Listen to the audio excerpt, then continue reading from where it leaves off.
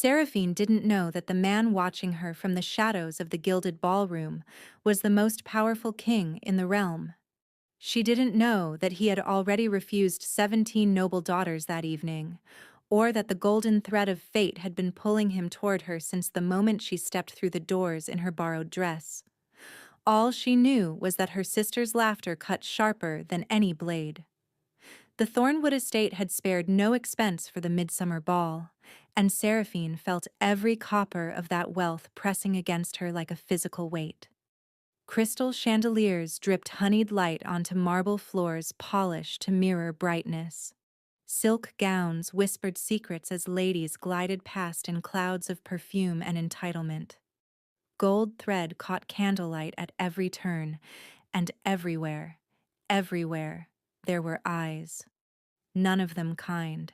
"You should have stayed in the kitchens where you belong," Margaux hissed, her painted lips curling into a smile that others might mistake for sisterly affection.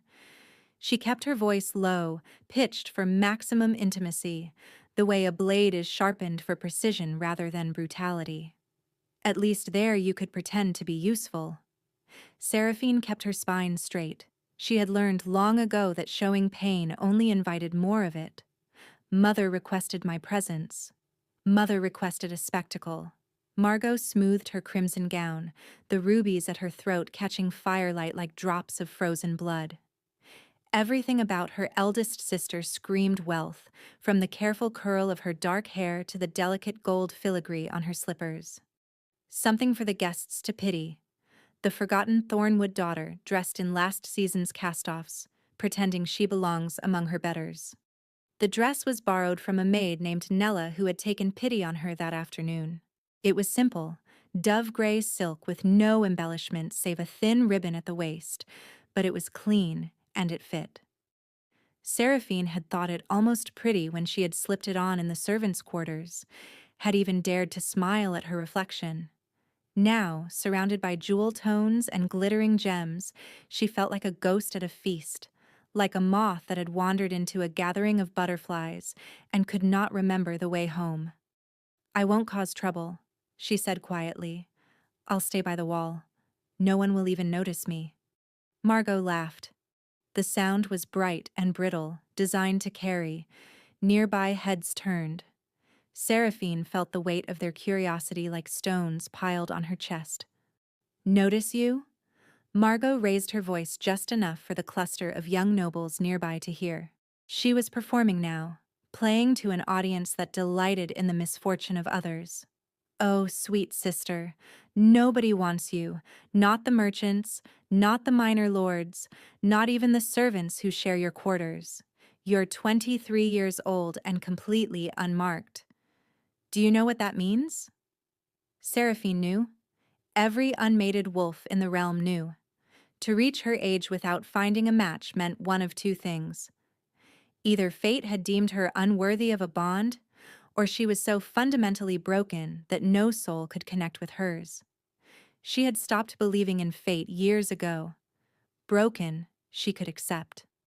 Broken was familiar. Broken, she knew how to navigate. "It means I'm free," Seraphine said, and the words came out steadier than she felt. "No mate to answer to. No bond to chain me.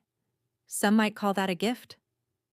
Something ugly flickered beneath Margaux's porcelain surface. Surprise, perhaps, that the mouse had shown its teeth. Then she recovered, waving a dismissive hand heavy with rings. "Keep telling yourself that, little sister. But we both know the truth."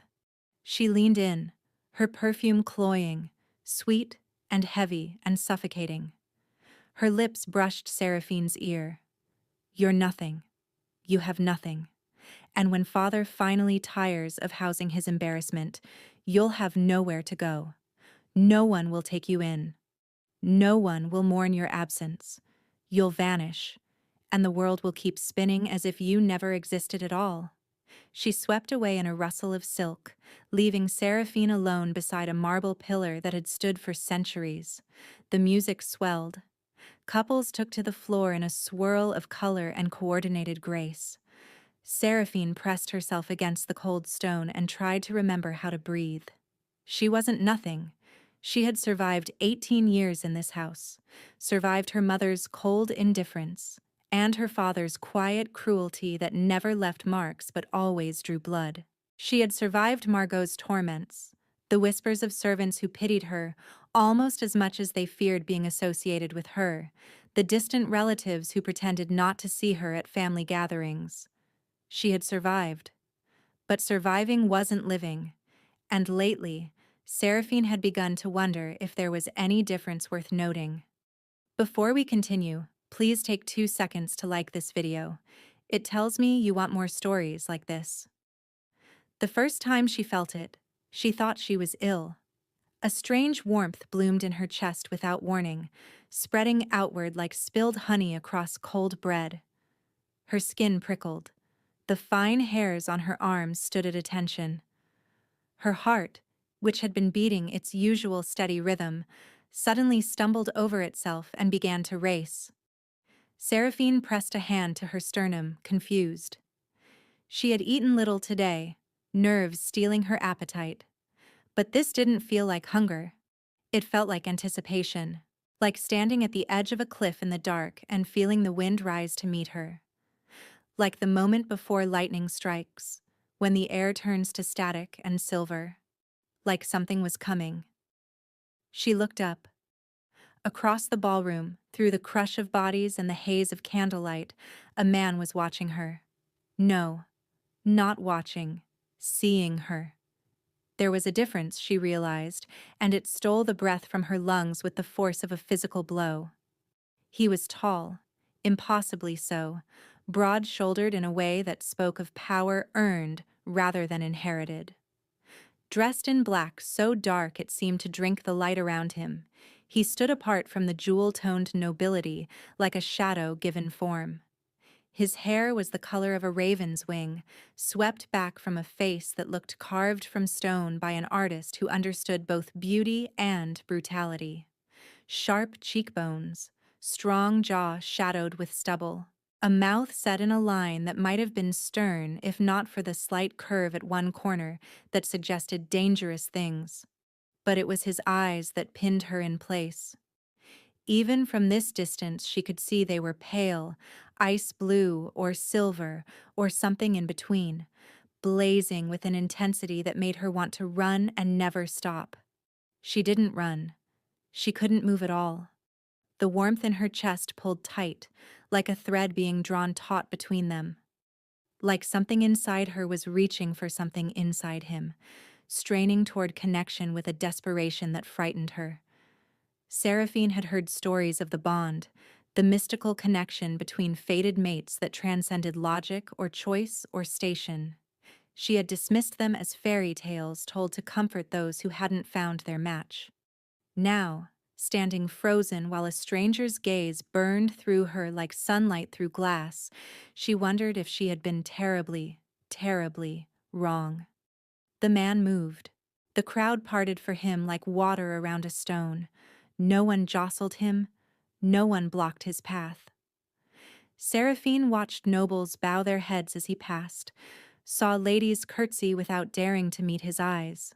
A murmur rippled through the room, carrying his presence like wind carrying the scent of smoke.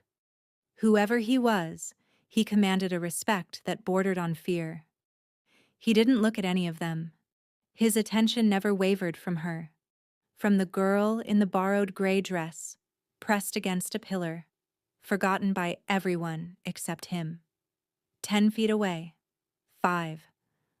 Close enough now that she could see the silver threading through his irises like veins in marble, the faint scar that traced his left temple in a pale crescent, the way his chest rose and fell with carefully controlled breaths that suggested he was fighting for composure as desperately as she was.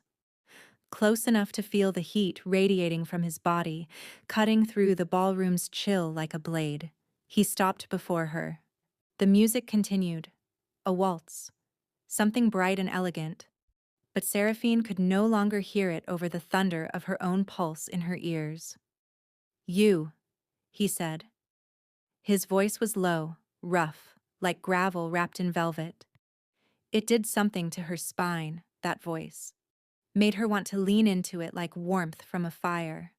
"What is your name?" Seraphine's mouth had gone dry. She should curtsy. She should lower her eyes, defer, submit.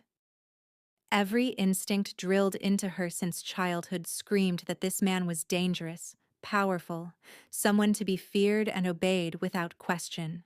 Instead, she lifted her chin. "Does it matter?" Something flickered in those silver eyes. Surprise, perhaps, or amusement, or something more complicated. Something that looked almost like hunger. "It matters to me." "Then you're the first person in this room who cares." The words escaped before she could stop them. Bitter. Honest. The kind of honesty that had earned her more than one slap from her mother, more than 1 week of denied meals. The stranger didn't flinch. He tilted his head, studying her with an intensity that made her skin burn and her knees threaten to buckle. "You're the Thornwood daughter," he said. It wasn't a question. "The one they keep hidden." "I'm not hidden. I'm ignored." "There's a difference." "There is." He took a step closer, and Seraphine's back pressed against the pillar. Trapped between stone and heat, between her past and something unknown. "You stood by this pillar for 20 minutes. Not a single person spoke to you. Not a single person asked you to dance. Your own sister publicly humiliated you while nobles watched and laughed." His jaw tightened, a muscle jumping beneath the skin. "And yet you didn't cry. Didn't flee. You stood here like a queen surveying her kingdom, as if their cruelty couldn't touch you." Seraphine swallowed. Her throat felt raw. "You were watching me. I couldn't stop." The admission hung between them, heavy with meaning she didn't fully understand. Around them, Seraphine became aware of whispers, of eyes turning in their direction, of the weight of attention she had wished for her entire life suddenly crushing her. The stranger seemed to notice too. His expression shifted, hardening into something protective. "Come with me." "I don't even know your name."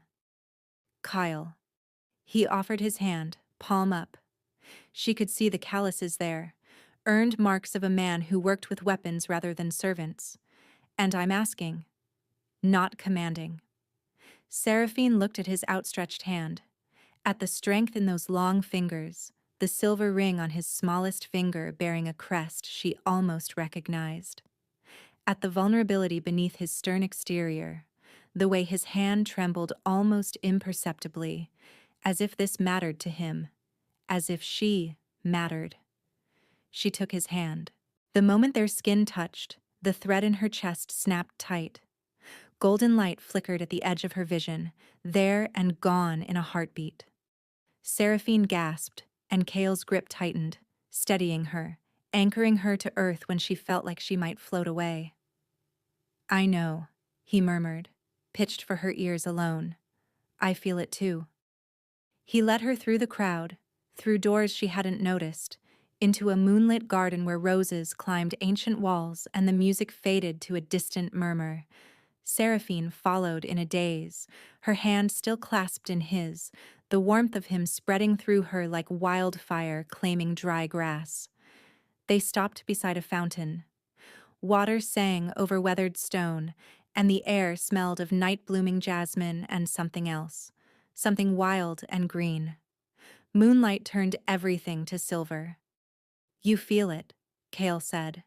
Not a question, a certainty. Seraphine nodded. She couldn't deny it. Not with his hand in hers. Not with every nerve in her body singing a frequency she had never known existed. "I've waited for this." His voice cracked, just barely, on the last word. "For you. For years. Every ball, every gathering, every treaty negotiation that dragged me to another god-forsaken noble house. I was looking. I was always looking. You don't know me. I know you've been hurt. I can see it in the way you hold yourself, like you're always waiting for the next blow. Like kindness is a trick you've learned not to trust." He released her hand, but only to cup her face, his thumbs brushing her cheekbones with devastating gentleness. I know you're strong, stronger than anyone in that ballroom realizes, and I know that the bond between us is real. Seraphine's eyes burned. She blinked rapidly, fighting against hope. Hope was dangerous. Hope was a door left open in winter, letting in cold that killed. Why me? The question felt ripped from somewhere deep and wounded. I'm nobody. I have nothing. I can't give you alliances or lands or heirs that anyone would accept. You're everything. He said it like it was simple, like it was true, like there was no other possible answer. You're the other half of my soul. I would burn kingdoms to keep you safe. I would tear the stars from the sky if you asked me to. I don't even know who you are. Something shifted in his expression, a shadow passing over the moon. You don't recognize me. Should I? Kale stepped back. His hand fell away from her face, and Seraphine immediately felt the loss of his warmth like a wound. The crest on my ring, he said quietly. Look at it. She looked, really looked this time. A wolf's head, crowned with thorns, silver on black, the symbol that flew from banners across the northern realm, the symbol of the Alpha King. The realization hit her like a physical blow. She stumbled back, her hand flying to her mouth, her heart hammering so hard she could taste copper. You're Kale Varenthus, Alpha King of the Northern Realm. His voice was flat, waiting. Does that change things? Seraphine's mind raced. The Alpha King, the most powerful wolf in existence, ruler of territories that stretched from the Frost Mountains to the Ember Sea. Stories about him were told in whispers, his ruthlessness in battle, his iron grip on his kingdom, the trail of broken enemies he had left in his wake. He had united warring factions through sheer force of will. He had faced down rebellions and emerged stronger. He was legend. And she had just told him he was the first person in the room who cared about her name. I insulted you, she breathed. I was rude. I didn't show proper respect. You were honest. Kale's eyes softened, the silver warming to something almost tender. Do you know how rare that is? Everyone in that ballroom wants something from me. Power, money, protection, territory. They see a crown before they see a man. You didn't even know who I was, and you still spoke to me like I was a person, not a title. I thought you were just some arrogant lord. The corner of his mouth twitched. I am arrogant. I'm also your mate. The word hung between them. Mate. Fated. Bound by something older than kingdoms and stronger than fear. This is insane, Seraphine whispered. I'm nobody. My own family treats me like a servant. I don't have a dowry. I don't have connections. I have nothing to offer a king. You have yourself. Kyle closed the distance between them again, slower this time, giving her room to flee. She didn't. That's more than enough. The court will never accept me. The court will accept whoever I tell them to accept. My family has treated you abominably. His voice hardened, taking on an edge that reminded her this was not just a man, but a king who commanded armies. I saw your sister's performance. I've been watching your household all evening, Seraphine. I came to this ball because my advisors demanded I make an appearance, and I found something far more precious than political alliances. He took her hands in his. Both of them, this time, cradled between his palms like something fragile and valuable and worth protecting. I won't force you, he said. The bond doesn't work like that. You have a choice. You'll always have a choice with me. But I'm asking you to consider it. Consider a life where you're not invisible. Consider me. Seraphine stared at their joined hands. His were so much larger than hers, roughened by sword work and scarred by battles she couldn't imagine. Yet they held her with such care, like she was made of glass and gold. Why would you want me? The question felt like tearing out her own heart and offering it up for judgment. I'm damaged. I don't know how to be loved. I've spent my whole life surviving, and I don't know if I can be anything more than that. Then we'll learn together. Kale lifted her hands to his lips, pressing a kiss to her knuckles that burned hotter than any fire. I'm not asking for perfection. I'm asking for a chance. Before she could respond, voices drifted from the ballroom. Raised voices, angry ones. That's my father, Seraphine said, dread pooling in her stomach like cold water. Kale's expression shifted. The tenderness vanished, replaced by something cold and predatory. His eyes hardened to chips of ice. Then let's go remind him who his daughter belongs to now. They returned to the ballroom together, hand in hand.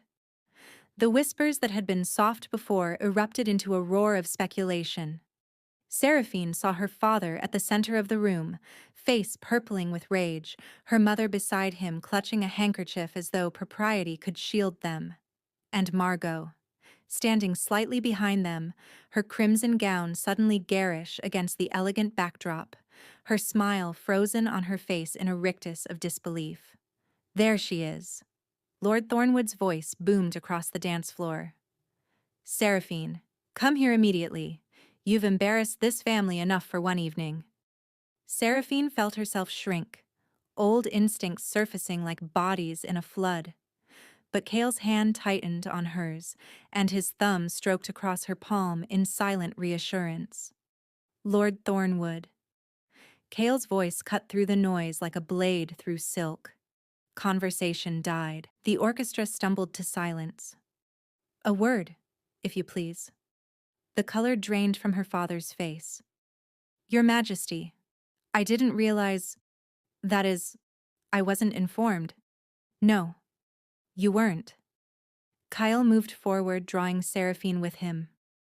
Because you were too busy parading your titled daughter before me like a prize mare to notice that your king was watching something far more interesting. Margaux made a small, strangled sound. I've spent the last hour in this ballroom, Kale continued, his voice carrying to every corner of the room. No one moved. No one breathed. I've seen your hospitality on full display, Lord Thornwood. I watched your heir mock her own sister in public. I watched your guests treat Lady Seraphine as if she were invisible. I watched you and your wife ignore her entirely, as though she were a stain you hoped no one would notice. Lord Thornwood sputtered. We didn't, Your Majesty, Seraphine is... mine. The word fell like a hammer on stone. I don't know what she did to earn your contempt, Kale said. And frankly, I don't care. But I need you to understand something. He released Seraphine's hand only to wrap an arm around her waist, pulling her against his side in a gesture that declared ownership and protection in equal measure. This woman is my fated mate, my bond, my future queen. Anyone who disrespects her disrespects the crown, and I do not take insults to my crown lightly. The silence was absolute. A pin dropping would have sounded like thunder. Seraphine watched her family's faces cycle through shock, disbelief, and finally, sickening obsequiousness. Her mother recovered first, sweeping forward with a brilliant smile that didn't reach her eyes. Your Majesty, what wonderful news! We always knew Seraphine was destined for great things. Didn't we, darling? We've been preparing her for this moment all her life. Lord Thornwood nodded vigorously. Yes, of course. Our beloved daughter, always such a treasure. Enough. Kale's voice was ice and iron. Lady Seraphine and I will be departing. You'll receive formal communication from my court regarding her transition to the palace. He turned, guiding Seraphine toward the doors. But Margaux stepped into their path, her mask of composure cracking to reveal something desperate and ugly beneath. This isn't possible, she hissed. She's nothing. She's unmarked, unremarkable. She is everything, Kale said calmly, and you are in my way. Margaux didn't move. Her hands were shaking, her carefully styled hair beginning to come loose. Do you know what she is? What our family has hidden for years? A bitter laugh escaped her. Ask her about her mother, her real mother. Ask her why she doesn't shift, why she's never belonged. Margaux. Lady Thornwood's voice cracked like a whip. That's enough. But the damage was done. Seraphine felt the words like physical blows, each one landing on a wound she had tried desperately to forget. Her real mother, the woman her father never spoke of. The reason she was different. Other. Wrong. She pulled away from Cale, wrapping her arms around herself. Seraphine. His voice was gentle now, stripped of its royal authority. Whatever she's implying is true. Seraphine forced herself to meet his eyes. I'm not fully wolf. My birth mother was human. She died when I was 3, and my father remarried almost immediately. She gestured at Lady Thornwood, who had the grace to look uncomfortable. I'm a halfling. That's why I've never shifted. That's why the bond never found me before. That's why I'm... She stopped. The bond. But she had felt it. Was still feeling it. The golden thread between them thrumming with warmth and life. Cale stared at her for a long moment. Then he started to laugh. The sound was unexpected, warm and rich, filling the silent ballroom. That's it? That's your family's great secret? He shook his head, something fierce and bright burning in his eyes. Seraphine, I don't care if you're half human, half fae, or half mountain troll. The bond doesn't care about bloodlines. It doesn't care about what you can or cannot shift into. It cares about souls. He crossed to her in 2 strides, cupping her face in his hands with a tenderness that broke something inside her. I felt you the moment you walked into this room. My wolf has been howling for you since you took your first breath inside these walls. Human blood or not, you're mine. And I'm yours, if you'll have me.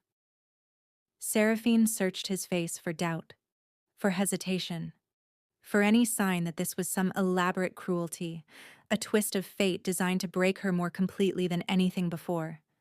She found only truth, only love, only a future she had never dared to imagine. Yes, she whispered, I'll have you. Kyle kissed her. It wasn't gentle. It wasn't chaste. It was acclaiming, fierce and hot, and full of promise. Seraphine gasped against his mouth, and he swallowed the sound, one hand sliding into her hair while the other pressed against the small of her back, drawing her closer until there was no space between them at all. The golden thread between them blazed. She could feel it solidifying, weaving their souls together in a pattern that could never be undone. His heartbeat thundered against her chest, matching hers rhythm for rhythm. When they finally broke apart, Seraphine was trembling. So was he. The carriage, Cale murmured against her lips. Now, before I do something extremely inappropriate for a ballroom.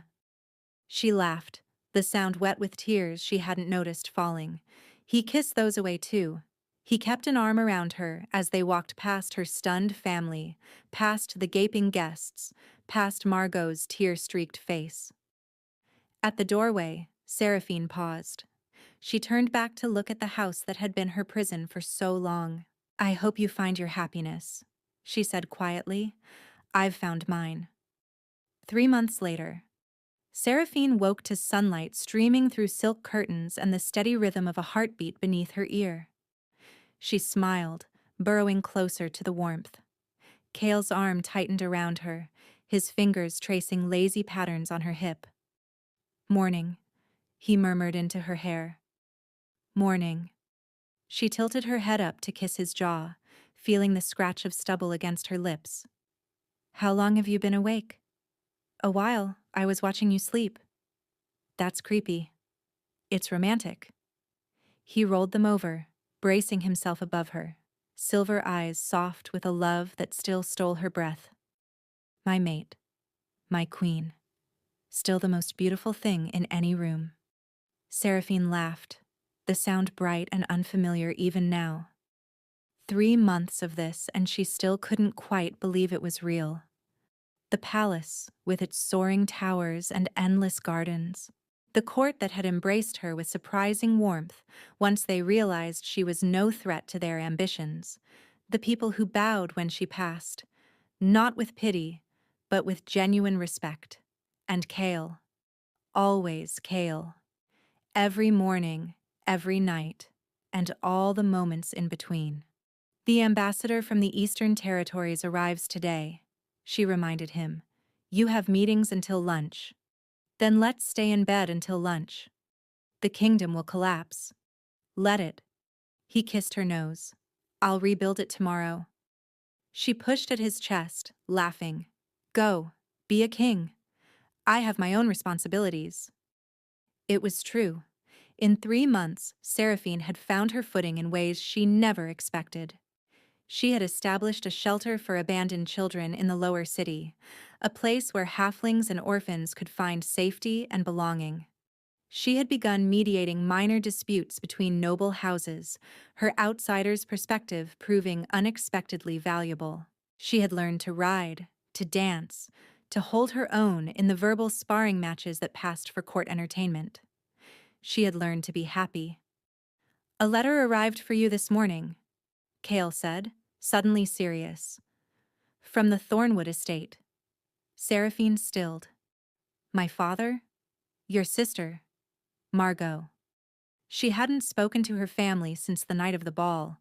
There had been formal communications, of course, cold letters of congratulation and carefully worded requests for audience that Kale had intercepted and denied, but nothing personal. Nothing direct. What does she want? I didn't open it. It's yours to read or burn as you choose. Seraphine sat up, wrapping the silk sheet around herself. Through their bond, she could feel Kale's concern, his protective instincts rising like hackles. He would rip the letter to shreds if she asked. He would storm the Thornwood estate and demand apologies. He would wage war against anyone who had ever hurt her. But that wasn't what she needed. I'll read it, she decided. Later. Whatever poison she's written can't touch me anymore. Kale sat up behind her, wrapping his arms around her waist and resting his chin on her shoulder. You're stronger than they ever gave you credit for. I had to be. She leaned back into his warmth. But I don't have to be strong alone anymore. Later that afternoon, after Kale had gone to his meetings and Seraphine had spent the morning at the children's shelter, she sat in the palace gardens with the unopened letter in her hands. The seal was burgundy wax. The handwriting was precise and familiar. Her heart beat steady, no longer racing at the thought of her sister's cruelty. She broke the seal. Sister, the letter began, I don't expect your forgiveness, and I won't insult you by asking for it. But I find myself unable to sleep these past months, unable to look at myself in the mirror without seeing the creature who tormented you for so many years. I was jealous. I have always been jealous of you, though I could never admit it. You had something I could never possess. Peace within yourself. Even when we hurt you, even when the world was cruel, you remained kind. You remained gentle. You remained you. I told myself I hated you because you were weak. Now I understand that I hated you because you were strong in ways I could never be. I don't ask for reconciliation. I don't deserve it. But I wanted you to know that you were right, that night at the ball. I hope you've found your happiness. I hope the king sees in you what I was too blind to recognize. I hope, someday, I can become worthy of being called your sister. Margaux Seraphine read the letter twice, then a third time.